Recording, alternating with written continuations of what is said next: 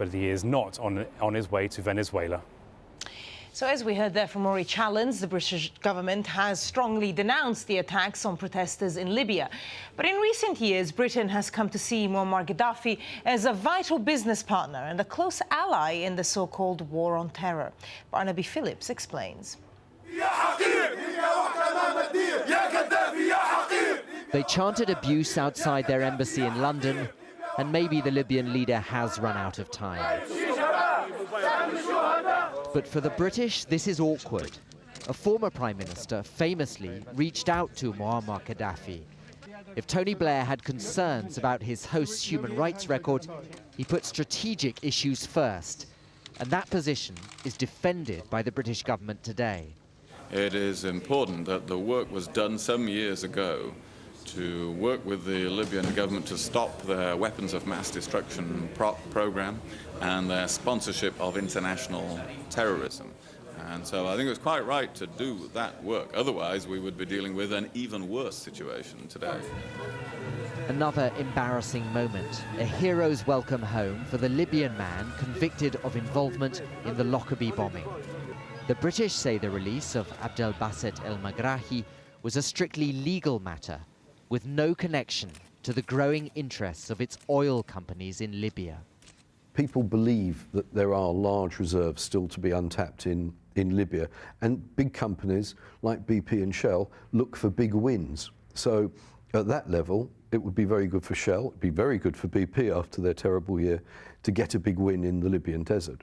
But basically, yes, the British matter in Libya. The British are big in oil and gas, and that's been linked into also a whole network of political and economic relations. Britain is a major arms exporter. Its weapon sales to Libya are worth millions rather than billions, but its companies have been lobbying for bigger deals. The British government has cancelled 8 arms export licenses to Libya and says it's reviewing several others. This is because of concerns that British weapons could be used against Libyan protesters. Nonetheless, there are still many awkward questions here about the scale of commercial links between Britain and Libya. The UK has sold everything from sniper rifles to tear gas to crowd control ammunition. And so these are clearly the kind of weapons we see on the ground being used against protesters. They believe change back home is coming. But for Britain, there is now uncomfortable scrutiny on how this country does business and with whom. Barnaby Phillips, Al Jazeera, London.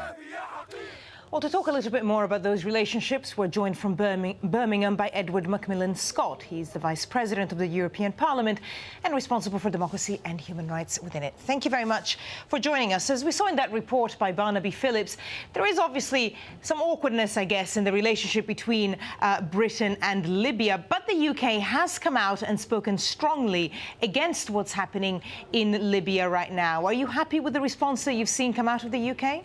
I think that both David Cameron and William Hague are doing their best to try and move forward in a quite difficult situation where clearly the UK has had a very checkered history with this part of the world.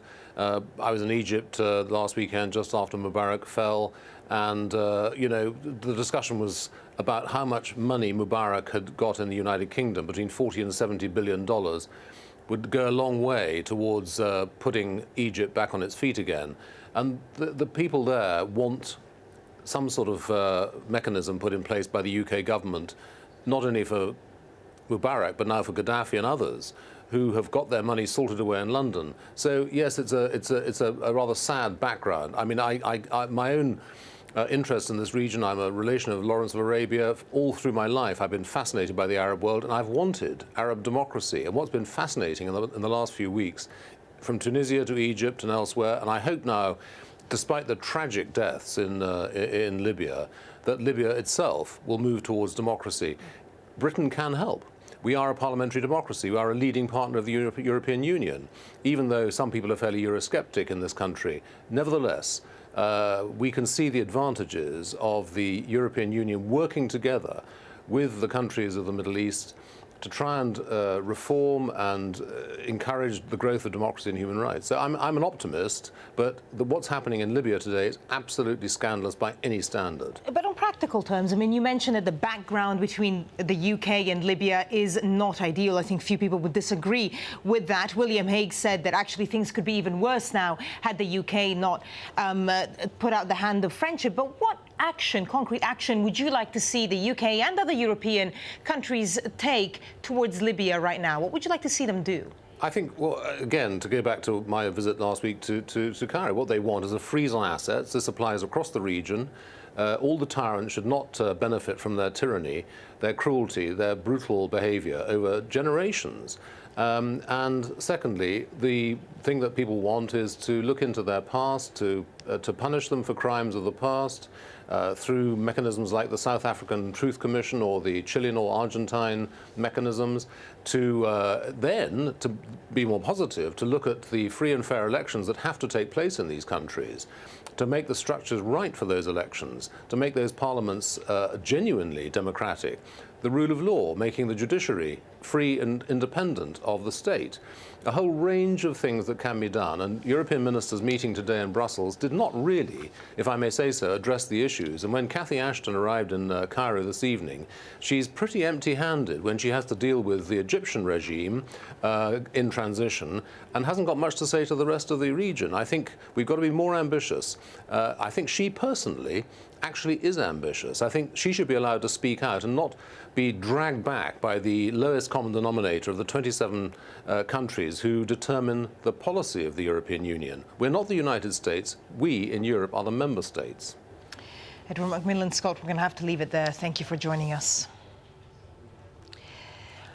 Well, one European country that's got a lot of interest vested into Libya is Italy, and now the Prime Minister, Silvio Berlusconi, has finally condemned what he's called unacceptable violence on civilians in Libya. Berlusconi has recently come under pressure for saying that he didn't want to disturb Gaddafi during the protests. He's had a very close relationship with the Libyan leader in the past. An Italian foreign ministry spokesman has said that a repatriation plan has now been put in place for the 1,500 Italians who find themselves in Libya. Right, and that is the reaction to events in Libya in Europe. Now let's go back to Doreen in Doha. Barbara, thank you very much for that. Well, just to let our viewers know, anyone tuning in, we're covering Libya here continuously on AlJazeera. And the latest news we have, this is according to AlArabia television, that there is news of a speech reportedly by the Libyan leader Muammar Gaddafi. So if that happens, we'll definitely, of course, bring it to all of you. But meanwhile, some of the latest updates. Violence continues to escalate right across the country. Clashes between the country's security forces and anti-government protesters have left hundreds dead. It's difficult to verify all the reports that are coming out of Libya as communication links are down in the country. But here's what we know so far. We're hearing that Libyan airspace over Tripoli has now been closed. And that's according to the AFP news agency, quoting the Austrian army.